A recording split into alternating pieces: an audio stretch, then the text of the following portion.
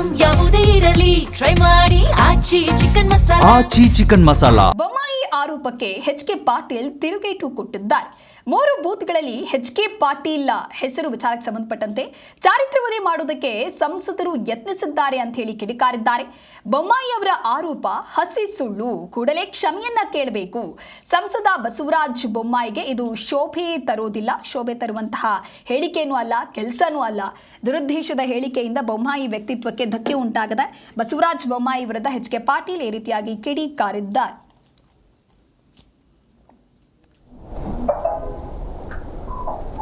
ಅದನ್ನು ನಾನು ಭಾಳ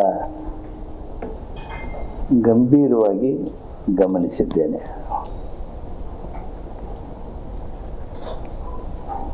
ಗೆಳೆಯರಾದ ಬಸವರಾಜ ಬೊಮ್ಮಾಯಿಯವರು ಒಬ್ಬ ಬುದ್ಧಿವಂತ ರಾಜಕಾರಣಿಯವರು.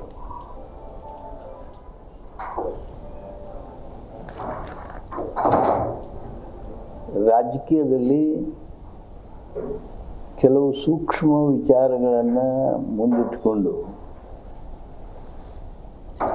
ಚಾರಿತ್ರ್ಯ ವಧೆ ಮಾಡ್ತಕ್ಕಂಥ ಪ್ರಯತ್ನವನ್ನು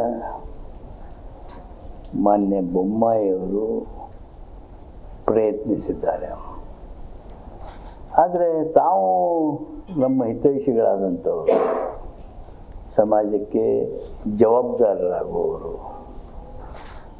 ಸತ್ಯಾಸತ್ಯತೆಯನ್ನು ಕನಿಷ್ಠ ಪ್ರಮಾಣದಲ್ಲಾದರೂ ನೋಡಬೇಕಾಗಿತ್ತು. ಆದರೆ ಅವಸರದ ಬದುಕಿನೊಳಗೆ ಅದು ಆಗಿರಲಿಕ್ಕಿಲ್ಲ. ಮಾನ್ಯ ಬಸವರಾಜ ಬೊಮ್ಮಾಯಿಯವರು ಮಾಡಿರುವ ಹೇಳಿಕೆ ಹಸಿ ಸುಳ್ಳು, ದುರುದ್ದೇಶದಿಂದ ಕೂಡಿರುವಂಥದ್ದು. ಯಾಕೆ ಅವರು ಈ ಕೆಳಮಟ್ಟದ ರಾಜಕಾರಣಕ್ಕೆ ಜಾರಿ ಬಿಟ್ಟರೋ ಗೊತ್ತಿಲ್ಲ ನನಗೆ. ಪ್ರಸಾರ ಮಾಡಿದ್ದೀರಿ. ಸನ್ಮಾನ್ಯ ಮುಖ್ಯಮಂತ್ರಿಗಳಾದ ಬೊಮ್ಮಾಯಿಯವರ ಹೇಳಿಕೆಯನ್ನು, ಮಾಜಿ ಮುಖ್ಯಮಂತ್ರಿಗಳಾದ ಮಾನ್ಯ ಬಸವರಾಜ ಬೊಮ್ಮಾಯಿಯವರ ಹೇಳಿಕೆಯನ್ನು, ಅದನ್ನು ನಾನು ಭಾಳ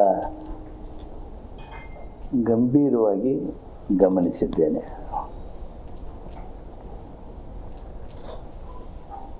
ಗೆಳೆಯರಾದ ಬಸವರಾಜ ಬೊಮ್ಮಾಯಿಯವರು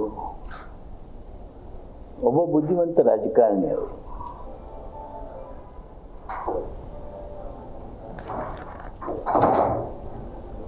ರಾಜಕೀಯದಲ್ಲಿ